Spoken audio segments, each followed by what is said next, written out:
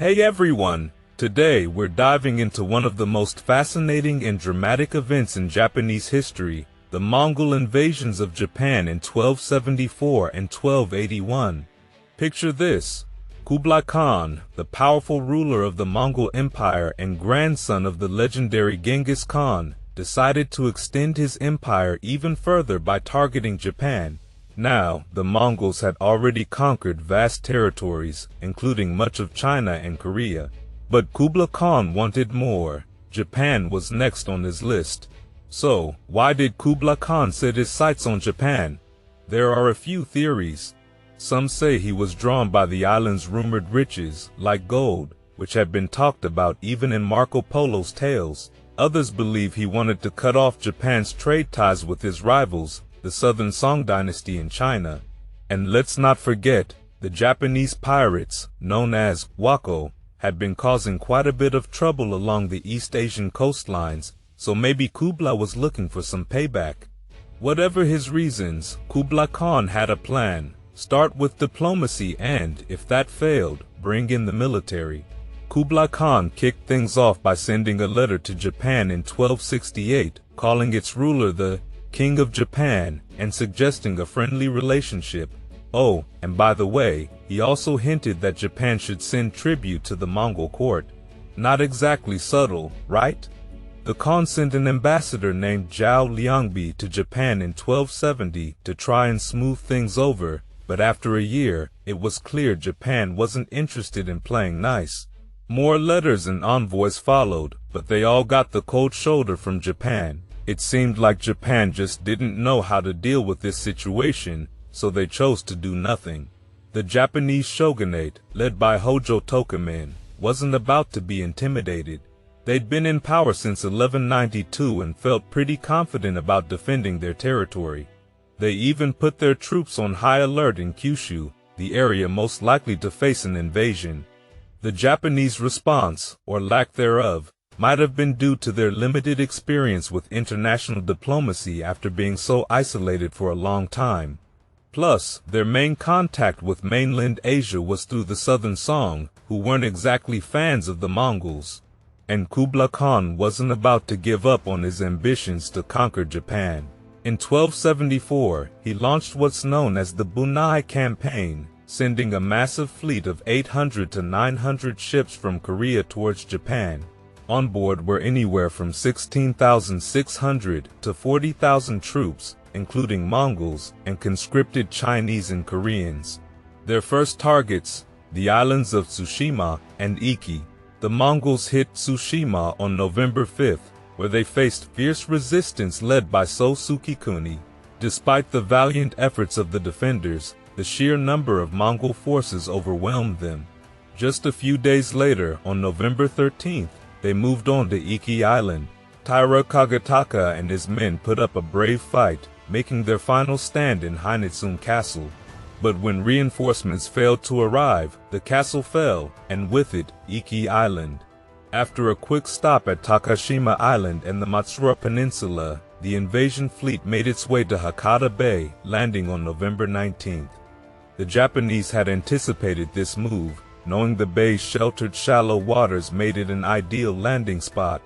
But even though they were prepared, their numbers were far smaller, around 4,000 to 6,000 men in total. The Mongols had the upper hand in those initial clashes. Their superior numbers, advanced weaponry, like powerful double-horn bows and gunpowder grenades, gave them a significant edge. The Mongols were also master strategists, with disciplined cavalry units that responded to orders signaled by gongs and drums. They also used armor-piercing crossbows, poisoned arrows, and carried shields that allowed them to move around the battlefield more freely. On the other hand, the Japanese samurai, though skilled, were more accustomed to one-on-one combat rather than large-scale battles. Their tactics involved small groups led by mounted samurai archers, supported by infantry wielding naginata, a type of curved blade polearm. The samurai had some advantages too. They wore iron plate and leather armor, which only the Mongol heavy cavalry could match.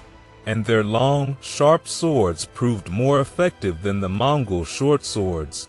But despite creating a bridgehead at Hakata Bay, the Mongols didn't push further into Japanese territory. Maybe they faced supply issues, or perhaps the death of their general, Lu Fusheng, who was taken out by a samurai's arrow, threw their plans off course. Some historians even speculate that this invasion was more of a reconnaissance mission, a precursor to a larger assault that was yet to come. Whatever the reason, the Mongols pulled back to their ships on the night of November 20th, a decision that proved disastrous. A powerful storm, often described as a divine wind or kamikaze, struck, destroying much of their fleet and forcing the Mongols to retreat back to Korea. After this failed invasion, Kublai Khan tried to return to diplomacy. He sent another embassy to Japan in 1275, demanding tribute once again. But this time, the Japanese shogunate didn't just ignore him. They beheaded the Mongol ambassadors right on the beach near Kamakura. Undeterred, Kublai sent another embassy in 1279, but those messengers met the same gruesome fate. Realizing that only force would bring Japan under Mongol control, Kublai Khan began preparing for a second invasion. However, he was busy dealing with other campaigns in southern China, so it would be a few more years before he could focus on Japan again. Meanwhile, the Japanese weren't just sitting around waiting. They knew another invasion was coming, and they used this time to bolster their defenses. In 1275, they built massive stone walls around Hakata Bay, stretching 19 kilometers and standing up to 2.8 meters high in some places. These fortifications were designed with archers in mind, allowing them to shoot from horseback. With these preparations, Japan was much better equipped to face a second Mongol invasion. And Kublai Khan was not one to back down easily.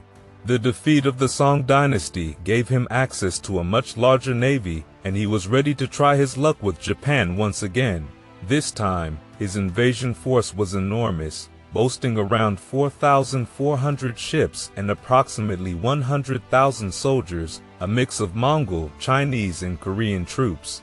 The second invasion, known as the Koon Campaign, kicked off in June 1281.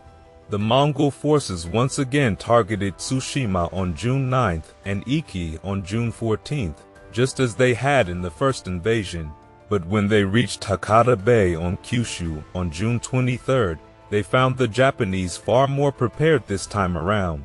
The Japanese had used the years since the first invasion to strengthen their defenses, constructing fortification walls that stretched around Hakata Bay. These defenses proved their worth as the Japanese soldiers mounted a strong resistance, making it impossible for the invaders to secure a foothold on the beach. What followed was a series of brutal engagements, often involving intense shipboard fighting, as the Mongol forces tried and failed to break through the Japanese defenses. One segment of the Mongol fleet attempted to land on Honshu, but they were repelled at Nagato. Back at Hakata, the Mongol forces were suffering heavy losses. They decided to pull back to Shiga and Noki Islands, eventually retreating to Iki Island. However, the Japanese didn't let them rest.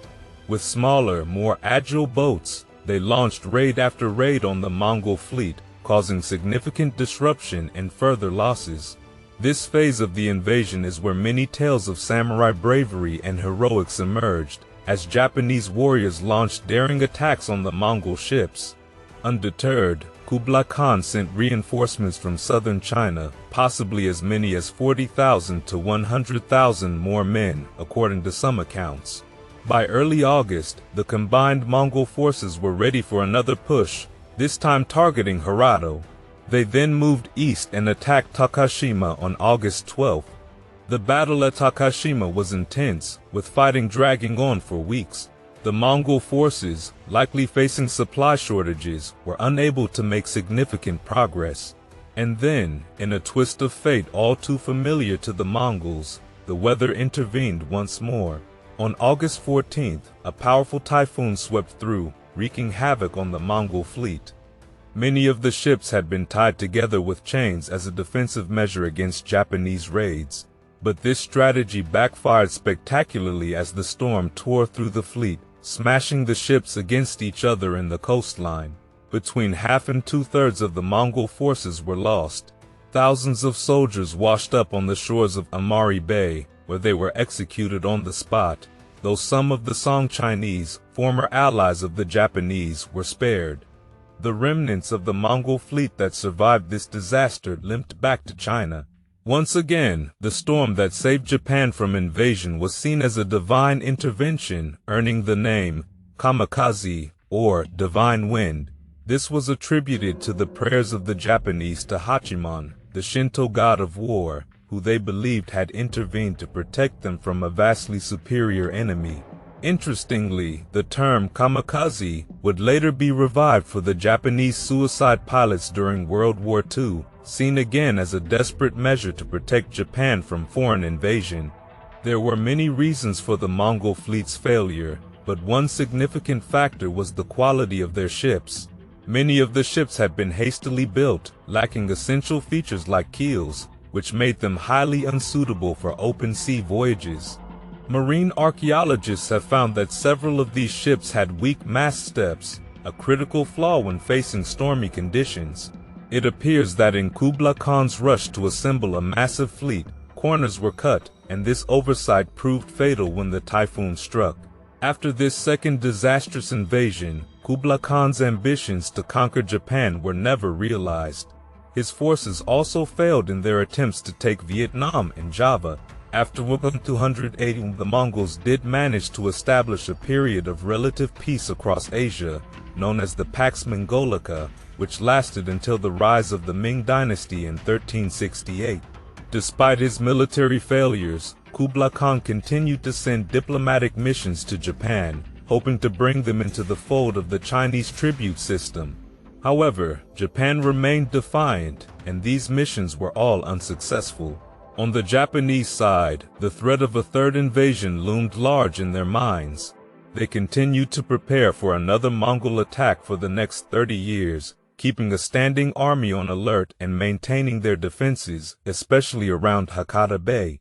Fortunately for Japan, a third invasion never came, as the Mongols faced other challenges along the vast borders of their empire.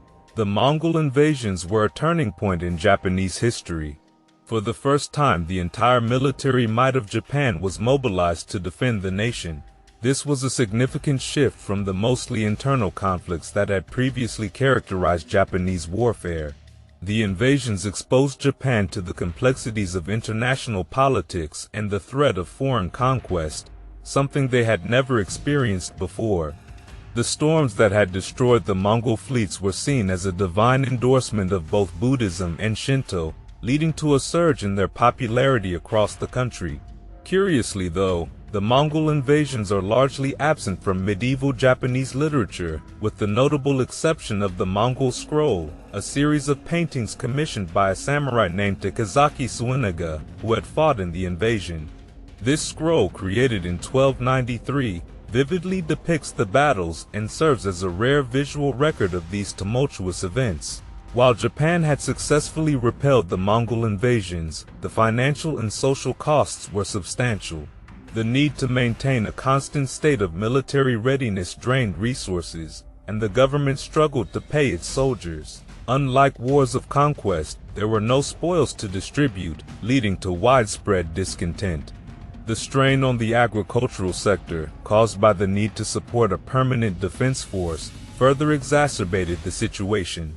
The political ramifications were significant too. The Hojo clan, rulers of the Kamakura shogunate, faced increasing challenges to their authority. Emperor Go-Daigo, seeking to restore the imperial court's power, sparked a rebellion that eventually led to the fall of the Kamakura shogunate in 1333 and the rise of the Ashikaga shogunate in 1338 under Ashikaga Tokuji.